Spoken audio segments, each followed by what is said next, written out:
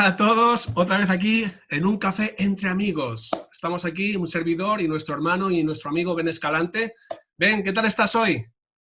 Muy bien, gracias a Dios, aquí viendo la luz de un nuevo día y disfrutando. Gloria a Dios, yo también estoy disfrutando y sobre todo, especialmente, teniéndote a ti. Es una pasada, estamos aprendiendo mucho, yo soy el primero que está aprendiendo mucho de ti, te lo agradezco. Yo sé que todos los que nos ven y todos los que nos oyen piensan lo mismo, estamos todos siendo muy edificados por tus palabras. Y quiero recordar que en los dos primeros programas podéis ver el testimonio de Ben Escalante y después en los programas 3, 4 y 5 tenéis las características de los fariseos del siglo XXI. ¿Vale? No os lo podéis perder estos programas. Y ahora, en este día, vamos a estar viendo la forma de interpretación que ellos tienen cuando leen las escrituras.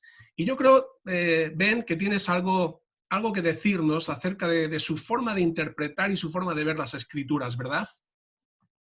Bueno, muchas gracias. Antes que nada, para mí, buenos días, ¿verdad? Para Juan ya quizás sean las noches, ¿verdad? Sí, casi A, buenas noches ya, sí. a todos los que nos acompañan. Y sí, la pregunta es bastante directa, bastante interesante. Y sí hay mucho que decir, porque realmente la forma en que uno llega a las conclusiones bíblicas tiene mucho que ver con el sistema de interpretación que uno usa. Y definitivamente las sectas se caracterizan, o los grupos pseudo cristianos se caracterizan por un sistema de interpretación que humildemente a mi manera de ver no es el correcto. Utilizan un sistema, cualquiera que ha tenido la oportunidad de interactuar con ellos podrá darse cuenta de que utilizan un sistema en donde agarran un versículo de la Biblia, y sobre ese un versículo de la Biblia empiezan a elaborar todo un sistema de doctrina, por así decirlo. Y tenemos que ir un poquito más despacio para ir entendiendo por qué es incorrecto hacer eso. Todos sabemos que la Biblia, al menos los que conocemos la Biblia el día de hoy, cuando la abrimos, vemos que tiene capítulos, que tiene versículos, y es algo muy común para nosotros. Y quizás la gente puede asumir que cuando la escritura en sus idiomas originales fue plasmada, como los escritores lo hicieron, que ya venía con capítulos y versículos, pero no es así. La escritura venía toda de corrido, ya sea que la tengamos en hebreo para el Antiguo Testamento, como popularmente lo conocemos, o si vamos al Nuevo Testamento, como lo conocemos también popularmente, vamos a encontrar el idioma griego. Y en ambos testamentos, a los escritores cuando escribían de corrido. De hecho, no habían ni siquiera espacios entre las palabras, sino que todo estaba escrito junto, pegadito, una palabra con la otra. No habían capítulos, no habían versículos. Y si no me equivoco, fue hasta el siglo XVI. Y fue un impresor, creo que fue británico, si no me equivoco, el que por primera vez le introdujo los capítulos y los versículos a la narrativa bíblica. Todo con el propósito de que podamos encontrar y ubicar, localizar más fácilmente un pasaje bíblico. Porque para estar buscándolo entre toda la escritura y no teniendo una ubicación exacta, pues es mucho más difícil para la gente. Entonces, por eso se introdujo esa pequeña herramienta, por así decirlo, ¿no? Como ese dispositivo de búsqueda literario. Sin embargo, eso con el tiempo, aunque trajo el provecho de que la gente puede ya ubicar rápidamente los versículos en la escritura, trajo una consecuencia que ha sido perjudicial y bastante mala, podría decir, para muchas personas, porque crea el concepto subconscientemente de que si uno se ubica en un versículo, ese versículo en sí mismo es una unidad completa de pensamiento o de idea o de doctrina, y entonces hasta es muy común que cuando leemos el versículo, ya sea en un estudio bíblico o ya sea en una reunión entre amigos o como lo quieran hacer, tomamos ese versículo y la pregunta muy común es, ¿y tú qué entiendes de ese versículo? Entonces, El haber agregado esa numeración y sobre todo en las Biblias un poco más antiguas, de edición antigua, que traía el versículo bastante fácil de identificar porque estaba en la parte izquierda de la columna y todavía hay ediciones bíblicas que lo traen así. Entonces, pues sí, es muy fácil localizarlo y ubicarlo rápidamente, pero vuelvo a repetir, eso crea la impresión, sobre todo visual y también cognitivamente, conceptualmente, de que ese versículo es una unidad en sí misma. Entonces, de ahí la idea, ¿y tú qué piensas de ese versículo? Entonces, una cosa que tenemos que notar y para poder hacer una interpretación correcta es que tenemos que aprender o reaprender a interpretar la Biblia o a leer la Biblia o estudiarla, no versículo por versículo, sino párrafo por párrafo. De una manera sencilla, nada más lo puedo decir así porque sí implica otras cosas más, pero leerlo y modificar nuestra lectura y estudio para hacerlo ya párrafo por párrafo implica que un versículo que estemos leyendo, por muy claro que aparente ser por sí mismo, la implicación es que debemos leer todo el párrafo en donde está contenido ese versículo para poder saber cuál es el tren o el hilo de pensamiento, de dónde viene y a dónde va, y por qué dice lo que dice dentro del párrafo que está contenido. Y aún más que eso, tenemos que agrandar lo que es su contexto o su entorno para poderlo comprender. En pocas palabras, no solamente es leer el párrafo en donde el versículo que estamos leyendo se ubica, sino que tenemos que leer el párrafo anterior y el párrafo posterior para que podamos entender todo el hilo de pensamiento del autor. Y en ocasiones, no solamente es eso que es el contexto literario, lo que acabo de mencionar, es necesario de leer para poder comprender, sino que a veces el contexto literario, dependiendo cómo el autor bíblico estructuró su escrito o su documento, por ejemplo, solo por mencionar uno, el Evangelio de Mateo, que es el primero con el que empezamos canónicamente el Nuevo Testamento. Si supiéramos que está ubicado o que está estructurado en 5 discursos básicos de Jesús, sería mucho más fácil de comprender dónde empieza un discurso, dónde acaba el primer discurso, dónde empieza el segundo, dónde termina el segundo y así sucesivamente. En pocas palabras, que es como decir, tenemos un discurso de introducción, perdón, un relato de introducción y luego viene el primer discurso y luego viene otra narrativa que continúa con el Evangelio y luego viene el segundo discurso. En algunas Biblias de edición de letra roja, no sé si ustedes recuerdan que hay Biblias que trae esa impresión roja en las palabras de Jesús. Es mucho más fácil de identificar porque uno va analizando el Evangelio y entonces te das cuenta dónde está el discurso de Jesús que ubica en letra roja varios capítulos. Entonces ahí nos podemos dar cuenta que realmente si queremos analizar un pasaje, por ejemplo, y queremos utilizar un versículo de alguno de los discursos de Jesús, podemos fácilmente ver dónde empieza y dónde termina. Y de hecho vamos a tener que ver que vamos a tener que leer como 3 o 4 capítulos, porque todo el discurso se llevó 3 o 4 capítulos para entender a cabalidad y en su totalidad, honestamente, lo que el pasaje quiso decir. Entonces, muy poca gente hace eso, pero eso es lo que es la correcta interpretación bíblica y no estar brincando de verso a verso. Porque, por ejemplo, es muy diferente interpretar inductivamente la Biblia, como lo acabo de mencionar.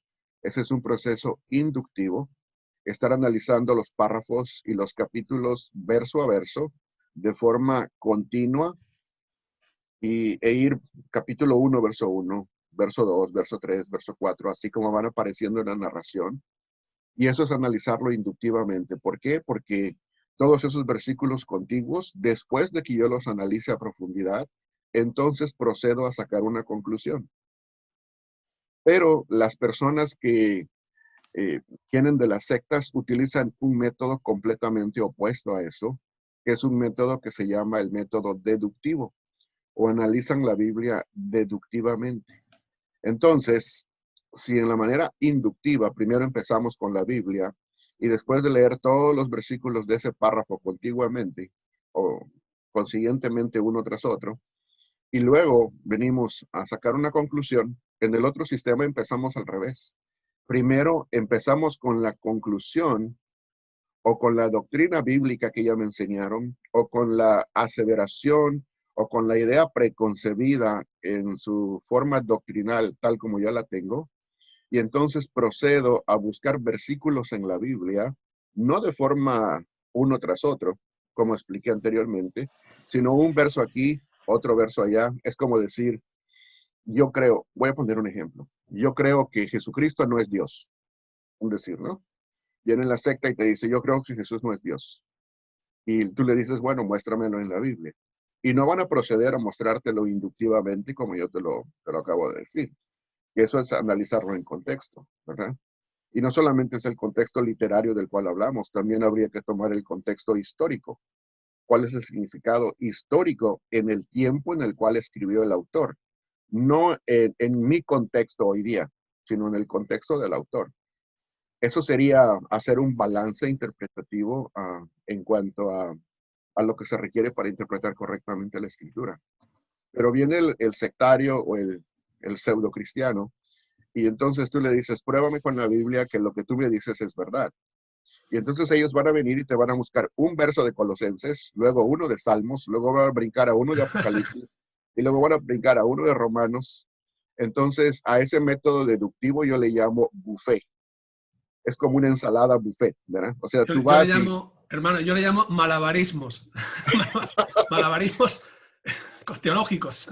Ajá, entonces, ¿por qué? Porque en lugar de que tú analices un versículo en contexto y tú digas, bueno, me va a llevar bastante estudio, bastante escudriñamiento, pero de forma correcta, analizando los versículos anteriores, luego los posteriores, luego, aún si está en una sección o en un discurso, tengo que analizar todo eso y luego verlo a la luz de todo el libro, porque el escritor escribió un libro completo. Entonces, si yo tengo que analizar, por ejemplo, Mateo 5:17, que es un versículo bastante controversial para muchas personas, entonces tengo que analizarlo siguiendo todas esas pautas. En el párrafo el que está, a cuál tema se refiere, luego los versículos anteriores, los posteriores, ver si está en un discurso completo, analizar todo el discurso y ver en qué parte de todo el libro está. O sea, es una tarea gigantesca, pero esa tarea es lo que se requiere para interpretarlo correctamente. Y es gigantesca porque para muchos de nosotros que no estamos acostumbrados a hacer eso, se nos hace una labor gigantesca. Para las personas que fueron enseñados a hacerlo correctamente de esa manera desde el principio, ya dejó de ser una labor gigantesca. Es una labor común, normal, ¿verdad?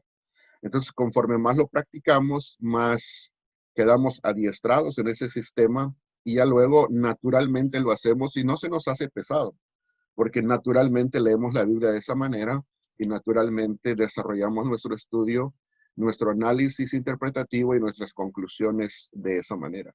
Pero para el que viene deductivamente, y eso es una cosa muy sencilla, ¿verdad? Porque cualquiera puede enseñar la Biblia de una manera deductiva. Asumo yo que esa creencia es la correcta porque así la aprendí del predicador, del pastor, de mi abuelita, de mi papá, como haya sido yo enseñado o que la escuché en en el, en el pastor YouTube, ¿verdad? YouTube. Entonces, que ahí puedes escuchar lo que se te antoje, ¿verdad? Y de todo hay, así como hay cosas buenas, hay cosas pésimas. Entonces, en cuanto a la Biblia, no porque la Biblia sea mala, sino porque el expositor es pésimo. Entonces, pues vemos que utilizamos un método y los sectarios utilizan ese método. Entonces llegan a conclusiones completamente erradas. Ahora, quiero también mencionar que, por ejemplo, yo te puedo decir eso porque si ustedes escucharon mi testimonio, aunque no lo mencioné en esa entrevista, en los primeros dos segmentos que tenemos, el café número 1 y el café número 2, yo fui enseñado a la manera deductiva. Yo crecí en ese trasfondo, entonces yo sé muy de cerca y conozco muy bien lo que significa estar tratando de empezar con una idea preconcebida, con una doctrina preconcebida ya, asumiendo que así es, porque pues así me lo enseñaron desde que estaba pequeño, así lo aprendí, así lo escuché a través de muchas prédicas, de muchos pastores, de muchos expositores, de muchas clases de escuela. En mi caso ni siquiera era escuela dominical, era escuela sabática. Entonces, pues se me hacía muy fácil llegar a la Biblia y decir, bueno, sé que esto es así porque así lo he creído toda mi vida.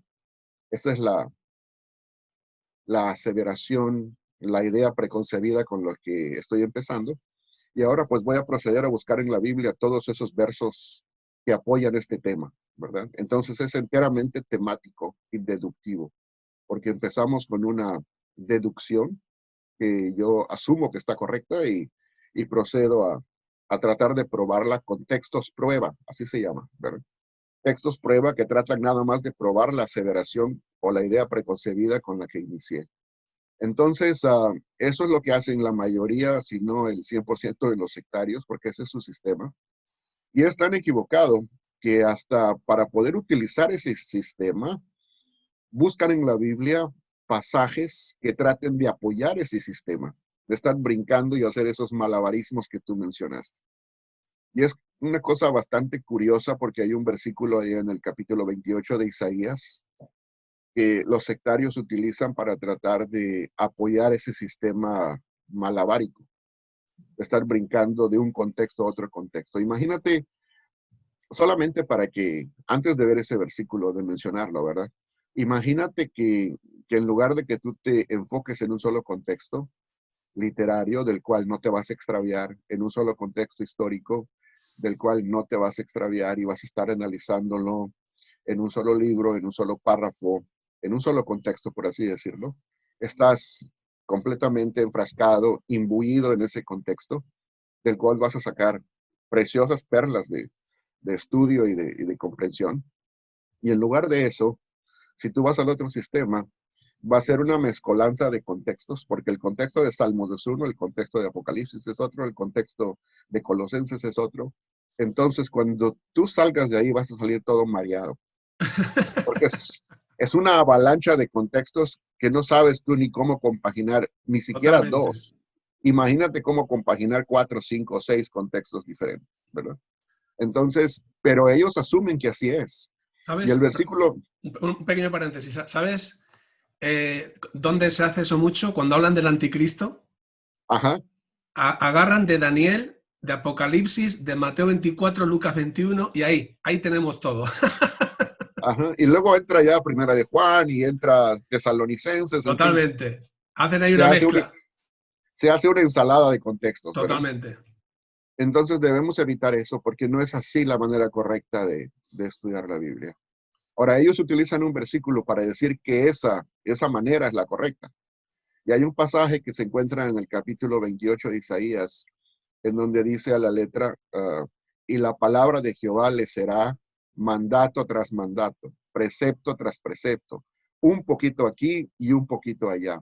Entonces, ellos dicen, allí mismo, ¿ves? La Biblia nos enseña que ese es el sistema que nosotros tenemos que agarrar o tomar o aferrarnos a ello para estudiar e interpretar la Biblia. Entonces, el que yo tome mandato tras mandato, precepto tras precepto, pues eso habla de la ley. O sea que ahí tenemos que enfrascarnos, ahí tenemos que quedarnos.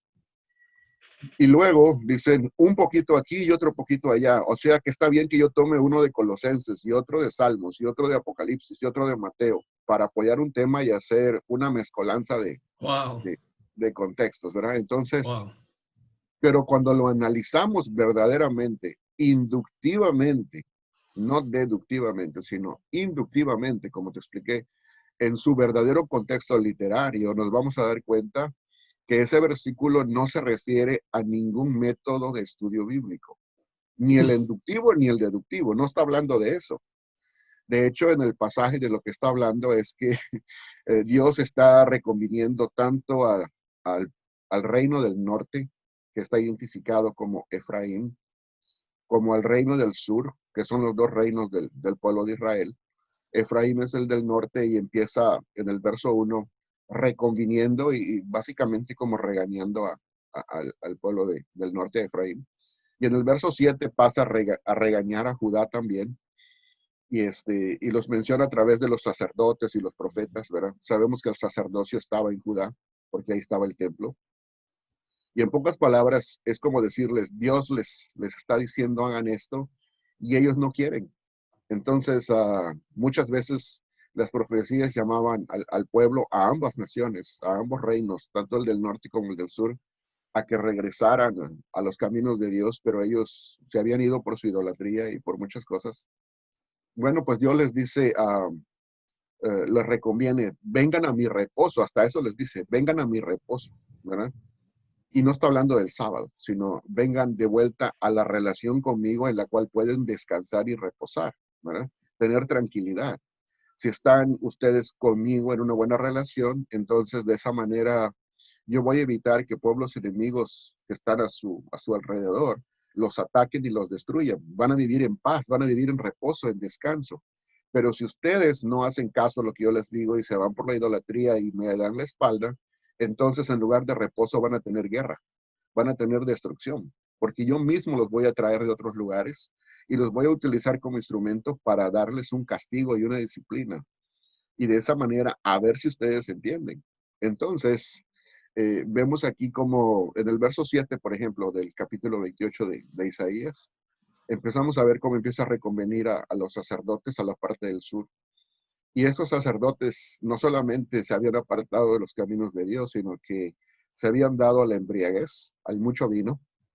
Entonces, estando ya aturdidos por el vino, ellos decían, el Señor quiere venirnos a enseñar cuando nosotros ya lo sabemos todo.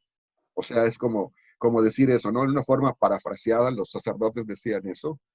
Y dicen los sacerdotes y los profetas, es como que quiera venirnos a enseñar a nosotros que ya somos personas maduras en las cosas de Dios, ya conocemos bien la ley, ya conocemos bien la palabra de Dios, y como que Él quisiera venir a enseñarnos como que fuéramos niños, mandato tras mandato, precepto tras precepto, un poquito aquí, otro poquito allá de la ley.